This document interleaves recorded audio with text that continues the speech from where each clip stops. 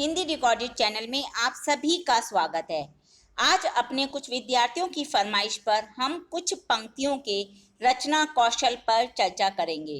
दोस्तों, किसी भी रचना के सृजन के समय उसे कलात्मक सौंदर्य प्रदान करने के लिए उपयोग में लाई गई प्रविधियों को ही रचना कौशल कहा जाता है।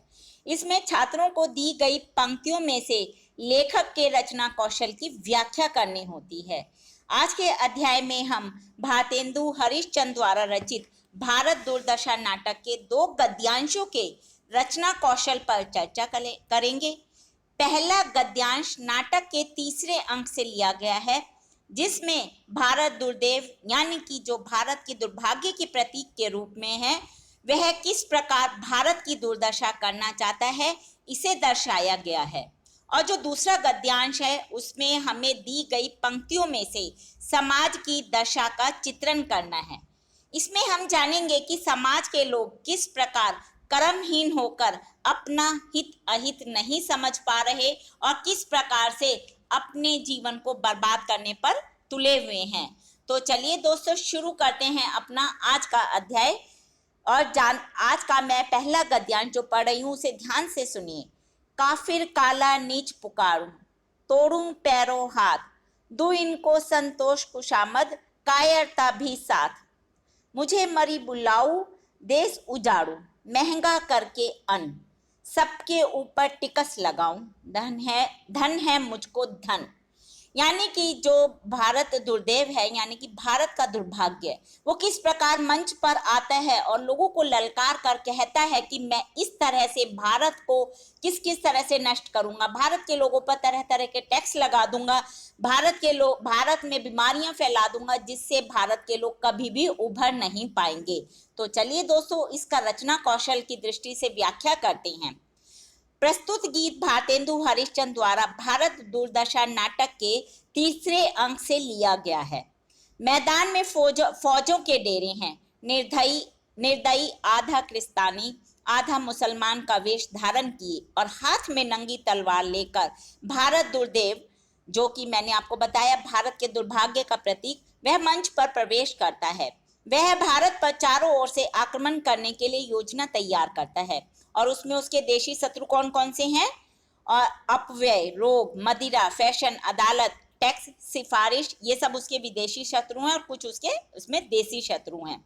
इसके अलावा दूत दूती यानी कि जो उसको खबर देते हैं, फूट, कलह, डहार, लोभ, भय, अपेक्षा, स्वार्थपरता, पक्षपात व निर्बलता आदि ये सब उसके सहायक हैं, जिससे वो इन सबको अपने साथ लेकर वो भारत में किस प्रकार से बर्बादी फैलाएगा। भारत दुर्दैव नाचता गाता आता है और भारत को नष्ट करने की योजना बनाते हुए कहता है कि यदि मैं इस देश को बर्बाद ना करके रख दूं तो अधम या नीच कहलाऊं। ठीक से राजधर्म के पालन के लिए मैं अपने सहायकों को बुलाऊंगा। मैं अकाल, महंगाई और रोग को बुलाकर उन्हें नष्ट भ्रष्ट करने का काम सौंपूंगा। भारत पर इतना पानी बरसाऊंगा कि सब और शोर का वातावरण छा जाएगा।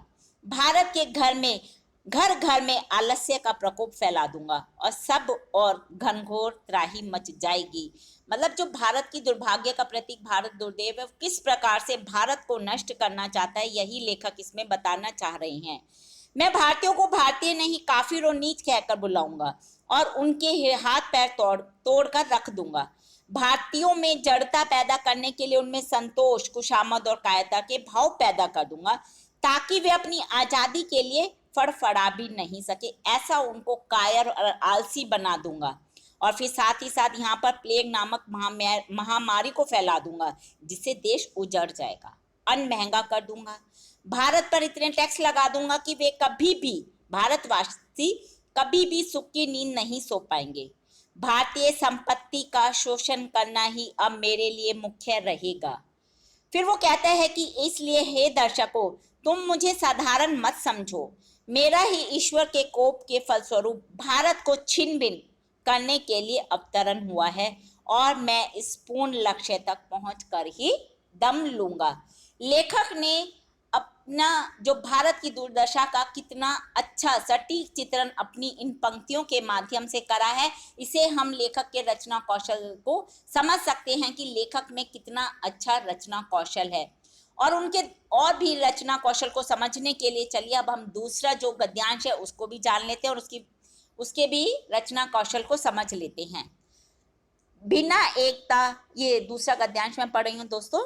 बिना एकता बुद्धि कला के भय सभय विधिहीन, बोझ लाद के पै छानी के निज सुख करो प्रहार, ये रासभ कदु नहीं कहीं है मानसु क्षमा आगारा, हित अनहित पशु पक्षी जाना पे ये जाना ही नाही, भूले रहे आपुने रंग में फैसे मूर्ता माहिर, जे न सुनई हित भलो करई नहीं तनसो आशा कौन, डंगा दे निज सैन सजी साजी अब करऊं उते सब गौन। ये हमने गद्यांश पढ़ा है। इसमें हमें समाज की दशा का चित्रण किस तरह से लेखक ने किया है उसको इसका उत्तर देना है। तो चलिए दोस्तों अब इसको भी हम समझ लेते हैं, जान लेते हैं।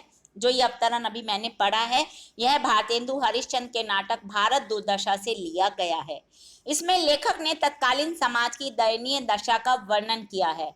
लोग सुस्त एवं कर्महीन होने के कारण अपना हित अहित नहीं समझ पा रहे। वो इतने आलसी हो गए हैं कि उन्हें पता ही नहीं कि यदि हम कर्म नहीं करेंगे तो किस प्रकार अपने भाग्य को बनाएंगे। वे अपने आप में सिर्फ ऐसे ही बुद्धिमान बने रहते हैं।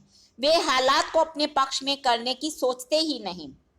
फिर लेखक कहते हैं इन लोगों से, ऐसे लोगों से क्या उम्मीद की जा सकती है, क्योंकि ये अपने में आकर्मणीय तथा बेखबर बने हुए हैं।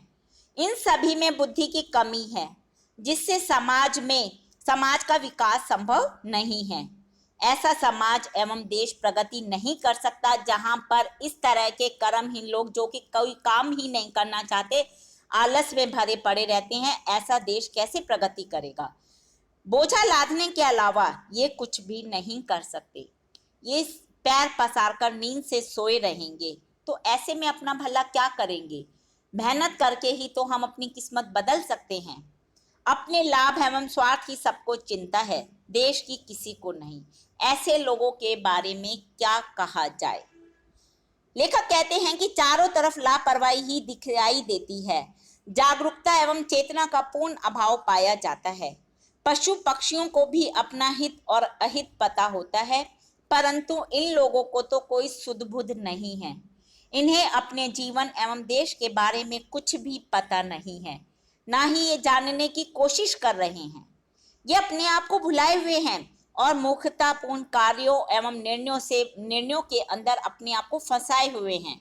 और जो हित की बात, ये इनके आगे यदि इनके हित की बात करो तो उसे तो वो सुनना ही नहीं चाहते, अपनी भलाई के बारे में भी सोचना नहीं चाहते हैं। तो ऐसे लोगों के बारे में क्या कहा जाए।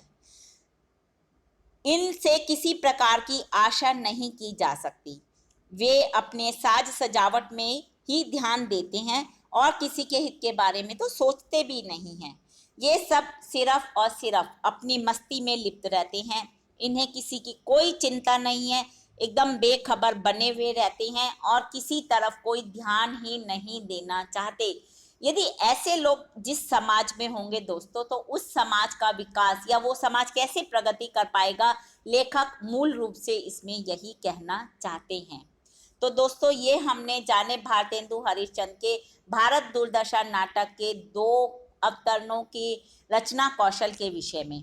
हिंदी भाषा के और भी प्रमुख विषयों पर हम समय समय पर अपने इस चैनल के माध्यम से चर्चा करते रहेंगे, लेकिन दोस्तों उसको सुनने के लिए आपको मेरे इस चैनल को लाइक और सब्सक्राइब करना होगा। धन्यवाद दोस्तों, आपका दिन शुभ हो।